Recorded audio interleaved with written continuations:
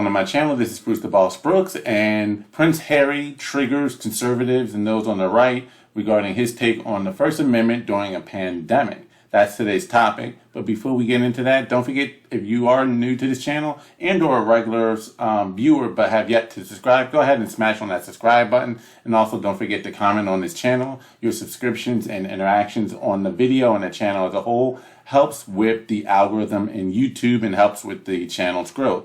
Now, if you are already subscribed to this channel, I want to take the time to also check your notification settings. So I did a video yesterday on the Ricky Schroeder incident at Costco involving his mask. And if you haven't seen that video already, go ahead and check that out.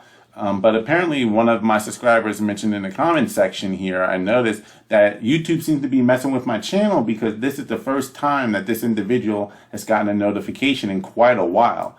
And I've been posting quite regularly, actually, every week the past maybe 2 weeks, if not 4 videos a week if 4 or 5 videos a week. So the fact that this was the first time this individual got a notification is very odd. They definitely seem to be trying to suppress my channel, and I think any other channel that seems to be going against the alternative, that seems to be taking an alternative view. Kim Iverson had noticed her own potential shadow banning. Steven Crowder's noticed it as well, which is why he's always said subscriptions apparently don't mean a whole lot to YouTube when it comes to alternative viewpoints and commentary on what's going on in the world. So check your notification settings if you are subscribed.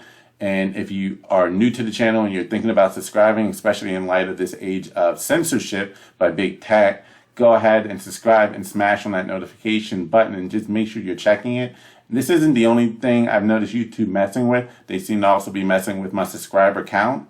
Here I'm trying to get to 1,000 subscribers, and I see them playing with the subscriber count constantly, deleting some subscribers, and whether they're actually deleting subscribers with active accounts or just trying to find accounts that they claim are inactive, and they're deleting those accounts, therefore messing with the subscriber account. So it's definitely some fishy and shady stuff with YouTube. So go ahead and check that out. But your support goes a long way, and it is very, very much appreciated. So back to the story that I mentioned at the top of the hour regarding Prince Harry. So many conservatives got really mad saying that Prince Harry called the First Amendment bonkers. He did a podcast the other day, and here's what Prince Harry apparently said during a conversation as it pertains to misinformation during a pandemic and the First Amendment.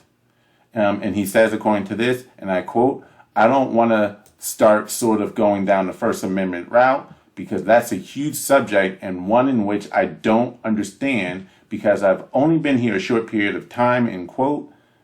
Harry continues on with saying, and I quote, "But you can find a loophole in anything, and you can capitalize or exploit what's not said rather than uphold what is said. I've got so much I want to say about the First Amendment as I sort of understand it, but it's bonkers," end quotes. And that's exactly more of what he said in the context, again, of the First Amendment during a pandemic. And you had a lot of people responding and coming at him from the right, including Senator Ted Cruz. Nice that you can say that, saying that he's enjoying the freedoms of the First Amendment while supposedly criticizing it. Dan Crenshaw also had something to say. But did he actually attack the First Amendment? Now, I'm of the personal belief that many of the conservatives that have been attacking Prince Harry for his comments were just triggered and wrong. I'm giving them the benefit of the doubt in the context of the conversation he was having, involving the plethora of what is supposedly misinformation circulating the world amidst a global crisis and pandemic, how that plays in the United States as it pertains to freedom of speech, while also combating misinformation that can be detrimental to the health and survival of citizens and or a country. And the complexities of how the First Amendment is applied when trying to combat misinformation during pandemic, how the First Amendment can be exploited both ways, both sides of the conversation, both ways, whether it be by individual citizens, companies, and or the government, the loopholes that can be used on either end. And he also admitted, I don't want to say any more. It's a more complex issue that I haven't wrapped my head around fully, but he does bring a legitimate point. But bottom line is, I don't think he was calling the First Amendment bonkers, but rather the complexity of the situation and how to deal with misinformation during a pandemic and combating it, and the role of public safety is just insane. That's my take. I'd like to know your thoughts in the comment section, because I just felt as though maybe Ted Cruz, Dan Crenshaw took it the wrong way. Megyn Kelly had a comment regarding, she actually made a quote saying, "It's better to be a fool and remain quiet than to open your mouth and prove them right." Was it a foolish statement? I think he does have a lot of points. He also admitted, there's a lot of complexities I don't fully understand. I'm trying to learn, but there are real issues here.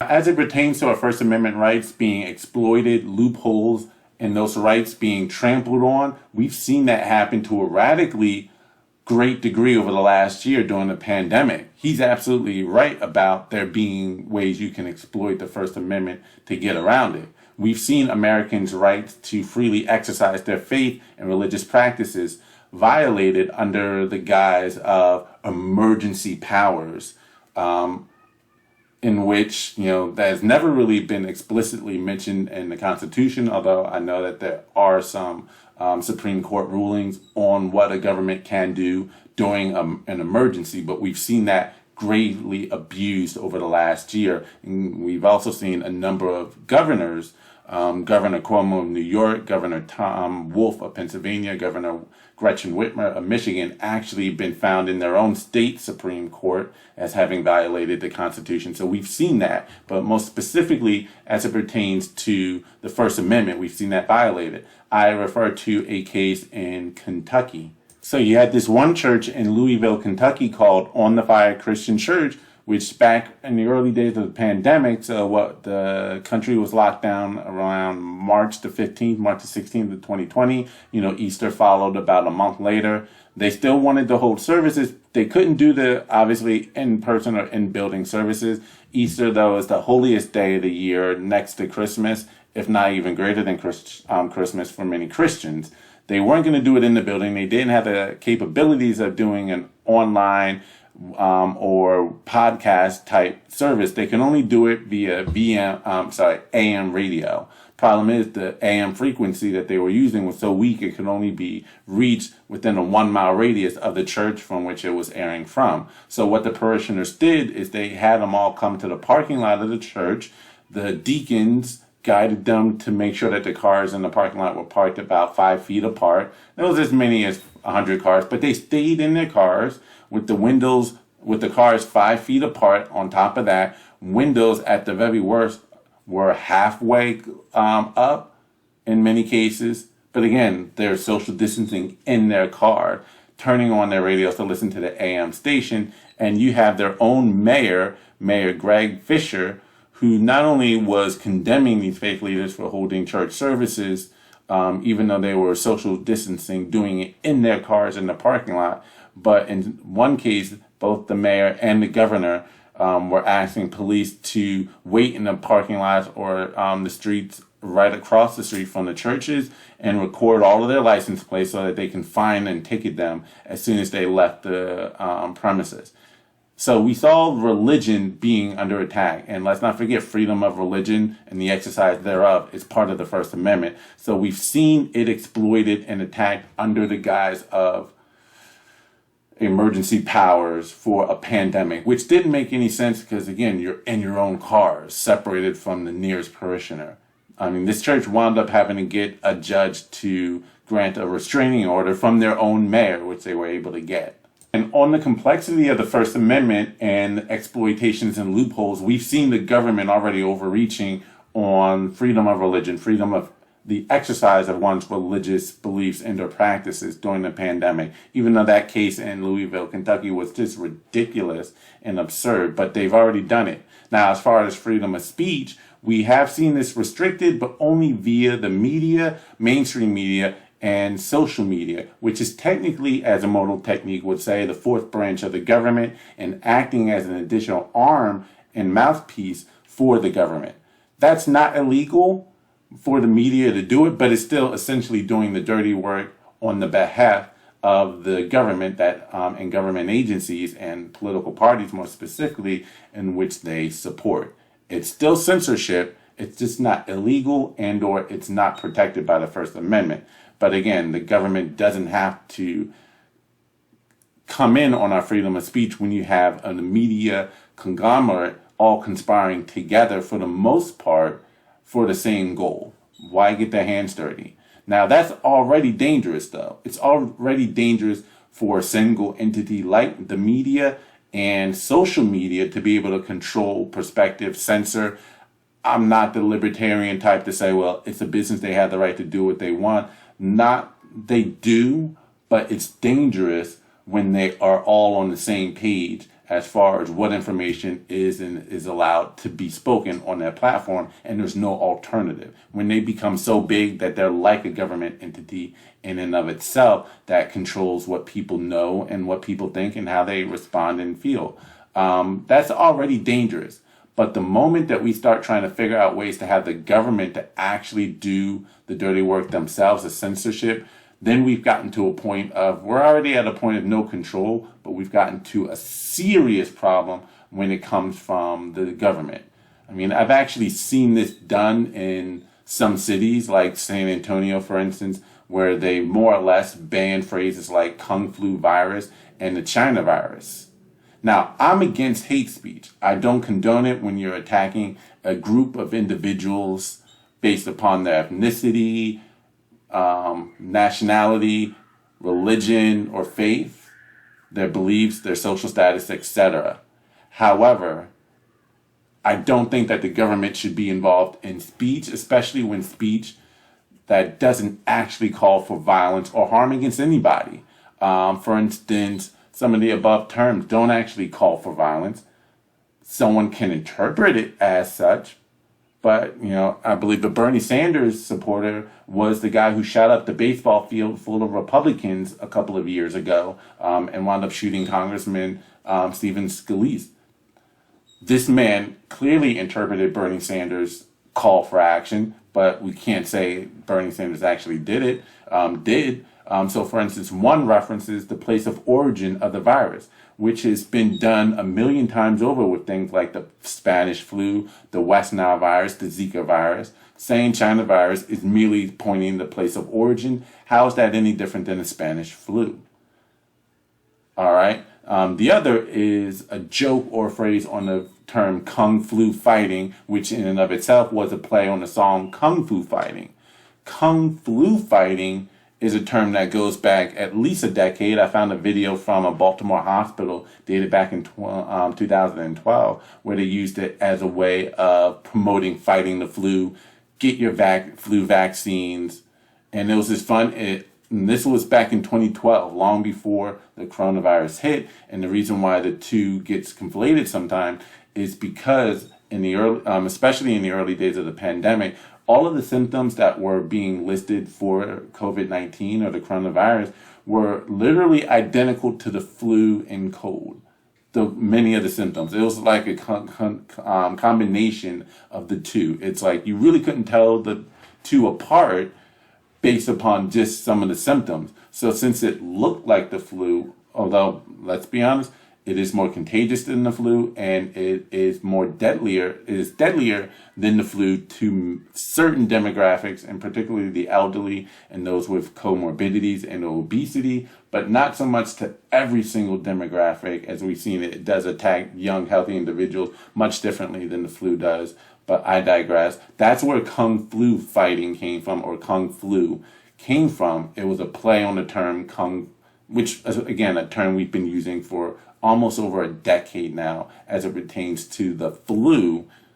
And I can show you, I'll put the link to the video below. So it is a very old term that predates the coronavirus, and many people will use it. Many libertarians, for instance, will use the term with no ill intent towards anyone of any ethnicity. It's just a play on the fact that the virus, many of the symptoms are very similar to the flu, even though more dangerous for certain demographics.